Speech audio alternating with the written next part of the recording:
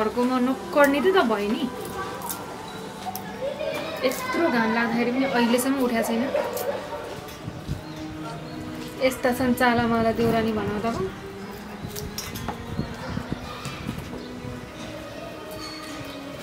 के भयो? किन फतफताइराखेको एक्लै? किन फतफताउने? तँलाई चाहिँ के भयो नि बिहान बिहानै यस्तो गर्ने? के हुनु नि? अब तपाईँलाई त म केही बोल्नै हुन्न होइन त? हुन त यो घरमा काम गर्ने म मात्र त छु। थोरै बोले कि गनगन गरेको हुन्छ। भयो चाहिँ के तँलाई? बिहान बिहानै गनगन गरेर मात्रै हुन्छ? भन्नु पर्यो नि के भएको हो भनेर। सुन्नु पर्यो नि त तपाईँले, सुन्ने मान्छेले। तपाईँको महारानी भनाउँदो बुहारी अहिलेसम्म उठेको छैन। मलाई काम सघाउँछ कि भनेको कहिले नसुन्ने भयो।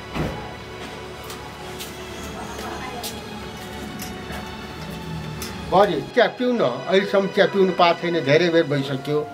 ए हो त, मैले पनि चिया पिएको छु। जा चिया बनाएर ल्याए। अब त्यही काम त बाँकी छ नि मेरो। 10वटा हात छ जताततै भ्याउनलाई। यो पनि गर, त्यो पनि गर, त्यो पनि गर, सबै मलाई थुपारेको छ। अरू पनि छ नि त घरमा, म मात्रै छु र यो घरमा। गएर तपाईँको कान्छी बुहारीलाई भन्नु न, मलाई मात्रै देखेको छ जे पनि काम मलाई अराह। के रे दिदी, तिमीलाई मेरो कुरा नगरी चित्त बुझ्दैन? जति बेला पनि कान्छी, जति बेला पनि कान्छी, जति बेला नि कान्छी। हे भगवान, कस्तो चाहिँ घरमा बिहे गरेर आइछु भने नि म। आफ्नो माइतमा अहिलेसम्म मैले कहिले चिया बनाएको थिइनँ, कहिले केही गरेको थिइनँ। जतिखेर नि माइत, जतिखेर नि माइत। जाउँ न त तिम्रो माइतीतिर। काहीँ नभएको माइती, त्यस्ता माइती हाम्रो पनि छन्। हामीले त कहिले पनि दाग देखाउँदैनौँ त। हेर है दिदी, धेरै मेरो माइतको बेइज्जत गर्ने होइन नि। कमसेकम मेरो माइतमा यहाँ जस्तो बिहान बिहान किचकिच त सुन्नु पर्दैन त नि। जस्तो भने मेरो बाआमाले मलाई खुसी साथ पालेको थियो त। जबसम्म बिहे गरेर आएदेखि तबदेखि कहिले त्यो काम गर, कहिले यो काम गर, कहिले त्यो काम गर। म खानामा नि बनाउँदिनँ पनि चिया। नखाउ न त, तिमी के कसलाई सुनाउन आएको त यहाँ? सुतेर चाक फर्काएर सुतेर बसे भयो गर्मी। चुप लाग, तिमी दुवैजना जतिखेर पनि भेट हुनु पाएको छैन। कुकुर बिरालो जस्तो झगडा गरेको छ। चुप लागेर बस्नु सक्दैन? अनि सम्झाउनु नि त आफ्नो बुहारीलाई। जब एक कप चिया बनाऊ भन्दा नि यत्रो राम कहानी। हे भगवान, एक कप चिया खाऊ भनेको दुईजना झगडा गरेर बरु म चियै खान्न। कान्छी तिमी पनि चुप लाग, म गएँ। खुब घरमा बुढो छैन भन्दा सबैजनाले मलाई हेपेको होला नि। बुढो मात्रै होस् न, मैले पनि जानेको छु।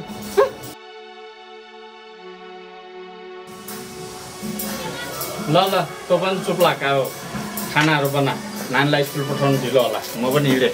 तपाईँले भनिराख्नुपर्छ र, म आफै गरिहाल्छु नि। अहिलेसम्म नानीले कपालदारी कोर्या होइन।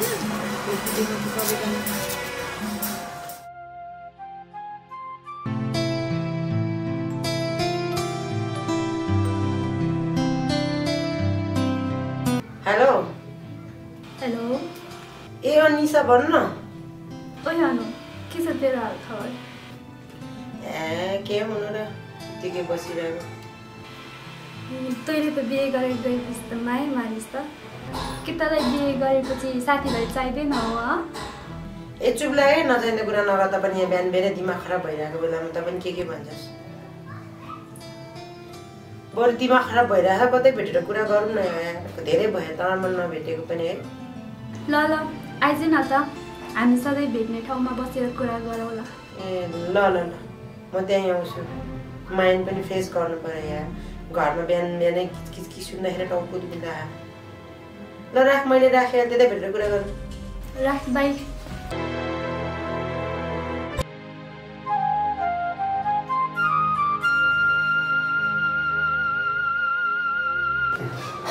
ए बाबु, त पनि आइपुगिस्? हो नि बा। अनि तपाईँ पनि यतै पो? यतै हो। त्यही त है, बाहिरै खानु पर्यो चिया पनि। धन्यवाद।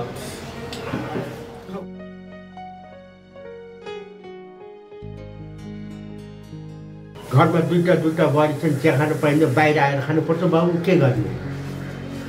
हो नि बा अब के गर्ने र अब कान्छी त्यस्तै छ काम गर्नु भनेपछि आकाश सर्ला जस्तो गर्छ अब अर्काको छोरीचेली केही गाली गर्नु पनि अब केही होला कि भन्ने पिर अब यस्तै हो बाहिरै खाएर भए पनि चित्त बुझाउनु पऱ्यो के गर्ने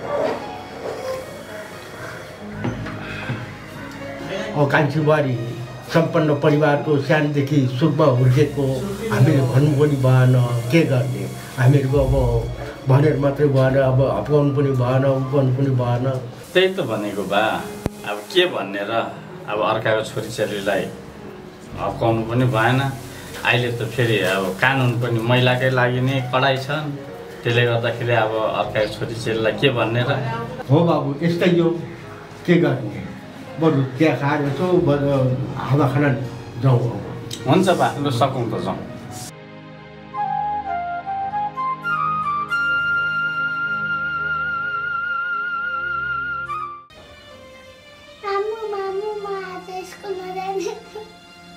त पनि रिस नउठाइ बिहान बिहान तेरो बाउ र आन्टीले यहाँ पार तातेर प्लिज पढ्नु पर्दैन पढेर ठुलो मान्छे बन्नुपर्छ त पनि तेरो आन्टी चाहिँ जस्तो चोथाले बन्छस् कि के हो भोलिपर्सि ठुलो भएर आफूभन्दा ठुलो मान्छेसँग कसरी बोल्नुपर्छ नि त होइन अवधि भन्ने कि नै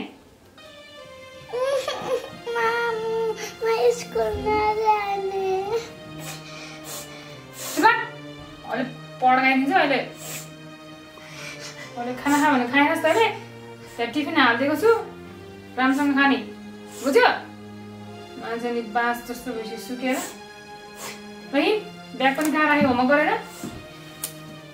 बाउ पनि त्यस्तै बच्चा पनि त्यस्तै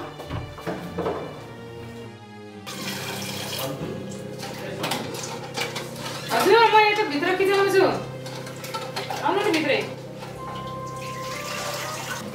खाना पाक्यो पाक्यो आज हाम्रो चल्दो खाने हो बनाएर ठिक्क पार्दैन नहुने महारानीलाई रुममै पुऱ्याइदिनु पर्ने घरमा फेरि गाडी खाने मैले हो मै नराम्रो जस्तो गाडी बोलेन भने खानेकुरा के छ ल्याउ त के पाकेको छ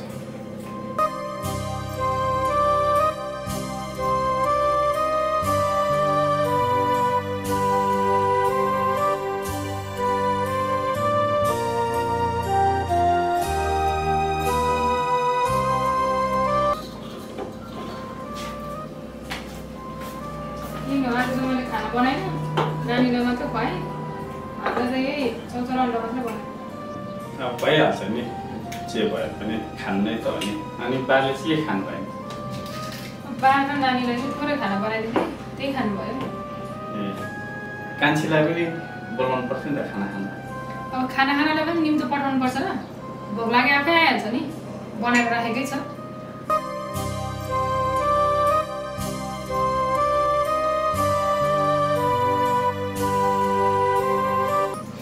अरू बेला जस्तो भए पनि खाने बेलामा त बोलाउनु पर्छ नि त्योभन्दा सानो नै हो खाने बेलामा चाहिँ त्यस्तो गर्नु हुँदैन बोलाएर दिनु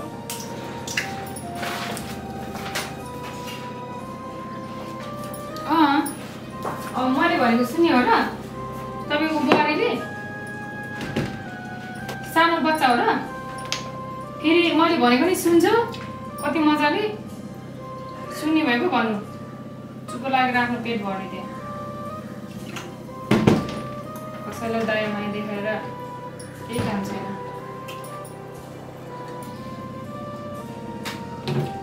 खाने आफ्नो पेट भर्ने कसैले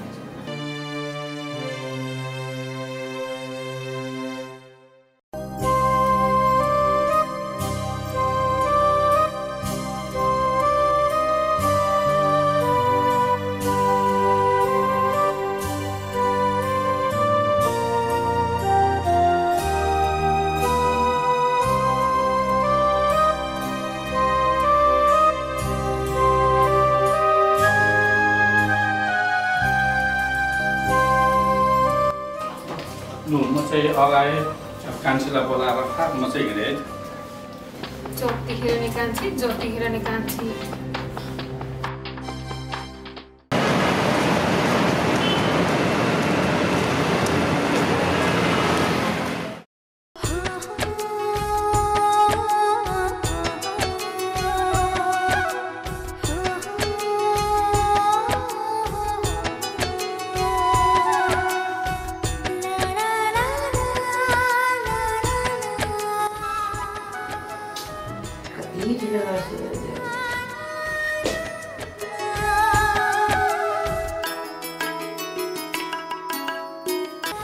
यो त अर्कै आइपुगेछ। म त ढिलो भइसक्यो। कति ढिलो गऱ्यो भने दिमाग ह्याङ भएको न ढिलो गर्छ। आमा त बिहे गरेपछि त पुरै चेन्ज भइसस् त। बुढा पाएपछि साथीहरू बिर्सिहालिस् क्यारे। त्यस्तो होइन यार, मलाई त दिक्क लागिसक्यो भने के दिनमा बिहे गरेछु जस्तो पो लाग्न थाल्यो अब त।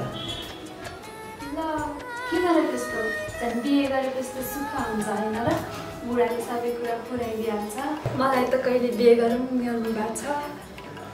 चुप, धेरै बिहे नभने बिहे गरेपछि मेरो जस्तो हालत हुन्छ अनि थाहा हुन्छ खुब चढेको छ तँलाई बिहे गरेर। किन र के भएको छ? हेर्दा त राम्रै देख्छ त। बाहिर हेरेर सबै कुरा थाहा हुन्छ र?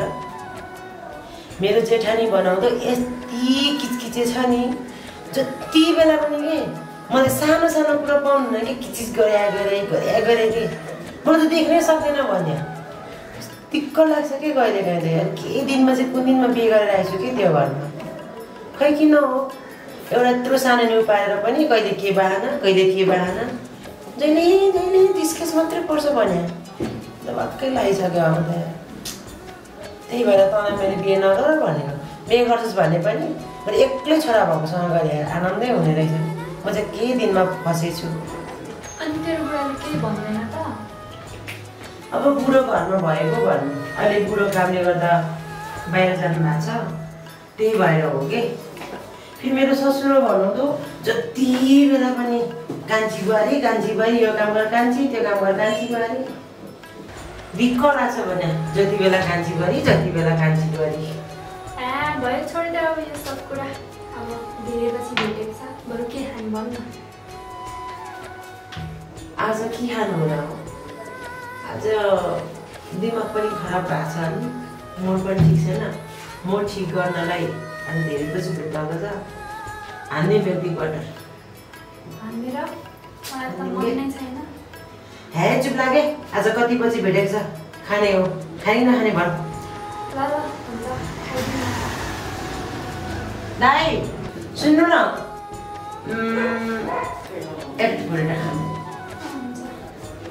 एक क्वार्टर अनि शीतल के छ ल्याइदिनु न है, अनि चिसो पानी।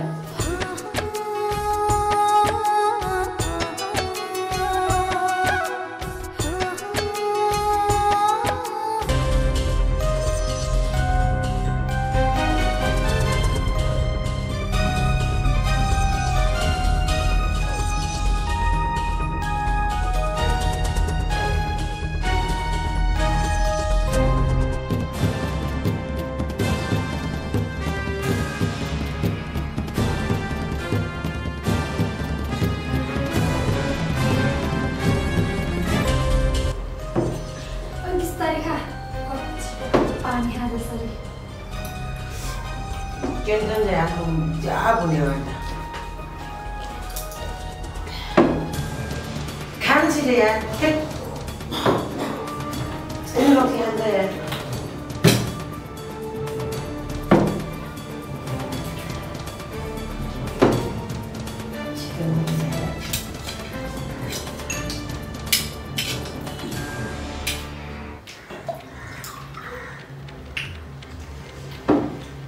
दाई अर्को ल्याइदिनु न एउटा जस्ट राम्रै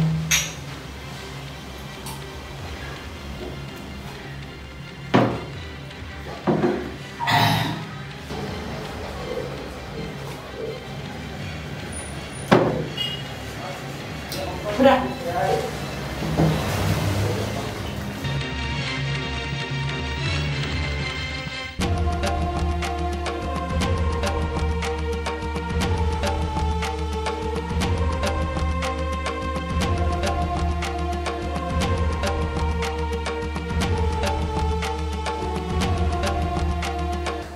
अब एउटा खाम है कतिपछि खा यार एउटा खाना दिएन मान्छेलाई कति टेन्सन छ आउँके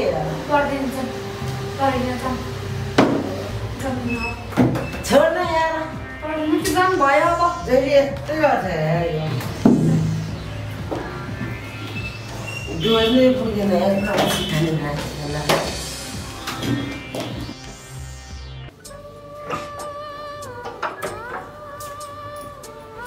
नानी के साह्रो मोबाइल हेरेको एकछिन मोबाइल नहेरेर बस्न सक्दैन है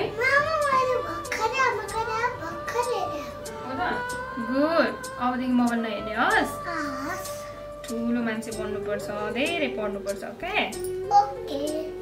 तिमी यही बस मामा यो थोरै कपडा पठाएर आउँछस्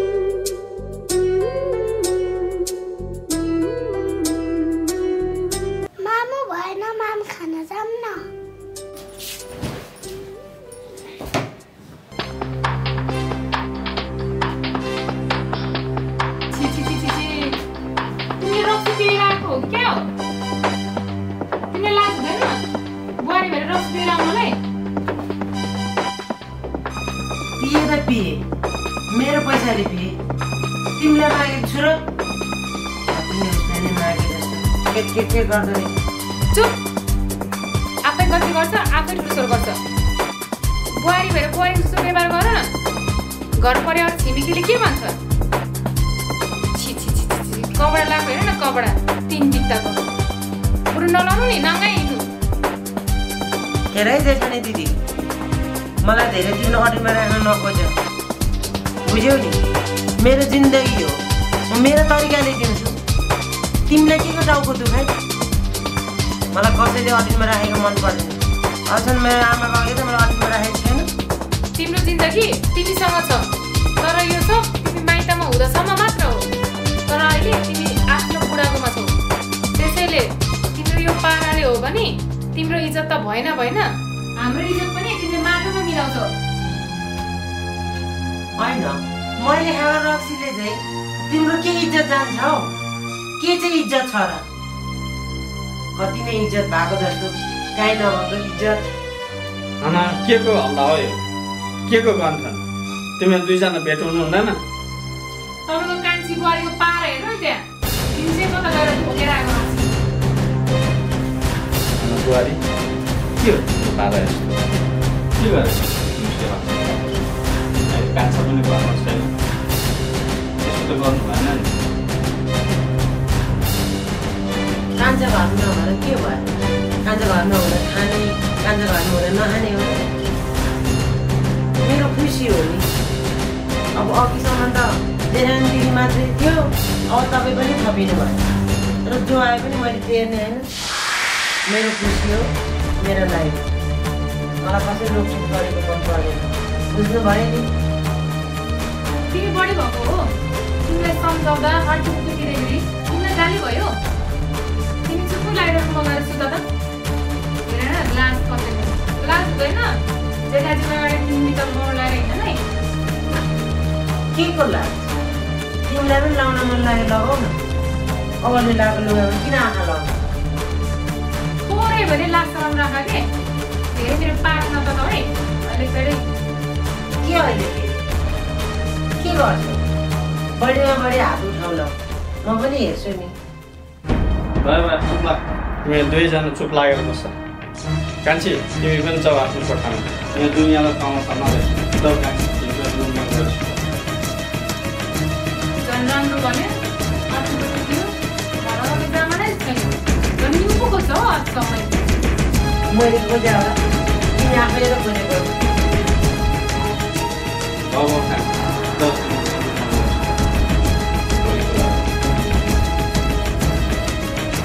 हेर्न पाएँ भने रहेन भने हेरेको होला नि म पनि हेर्छु नि अनि तिमी चाहिँ के भयो त्यसको रक्सी लागेको महसुस लाग्दैन भोलि त्यसमा कुरा गर्दा भएन भनेको त हो नि त्यस्तै पारा हो भने उनीहरूसँग बस्न सक्दिनँ अनि कान्छा नआउँथ्यो अहिले कान्छा नआएको बेलामा के भन्ने कान्छा आएको उसलाई पनि सँगै राखेर कुरा गरौँला नि तपाईँ चाहिँ तपाईँ कान्छा कुदै बस्छ तपाईँको गएर चाहिँ यहाँ भन्दा पढिसकेको यस्तै भने म बस्दिनँ हे भगवान् यिनीहरूले गर्दाखेरि यो घरमा कहिले शान्ति आउँला सधैँ बिहानदेखिको बेलुकीसम्म कर्कर कर्कर सुन्नुपर्छ